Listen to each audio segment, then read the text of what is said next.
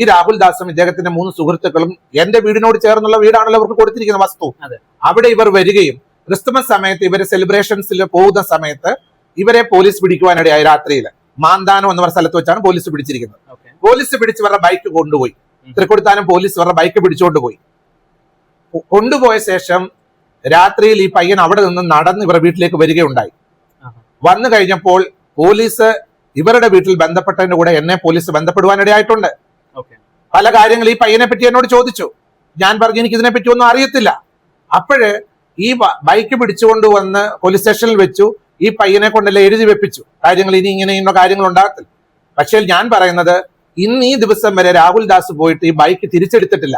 എന്താ കാരണം? ആ ബൈക്ക് എടുത്തുകൊണ്ട് പോകാൻ പോലീസിന്റെ അടുത്ത് പോയി അത് എടുത്തുകൊണ്ട് പോകേണ്ട ഉത്തരവാദിത്തം അവനുള്ളതാണ്. അവനത് എടുക്കുവാനായിട്ട് അവിടെ മടങ്ങി ചെല്ലുന്നില്ല. എന്താണെന്നുള്ള കാര്യം തൃക്കൊടിത്താനം പോലീസുമായിട്ട് ബന്ധപ്പെടട്ടെ. എന്തായാലും കോണ്ടന്റ് ക്രിയേറ്റേഴ്സ് ആണല്ലോ എനിക്ക് എഗനസ്റ്റ് ആയിട്ട് പറയുന്നത്.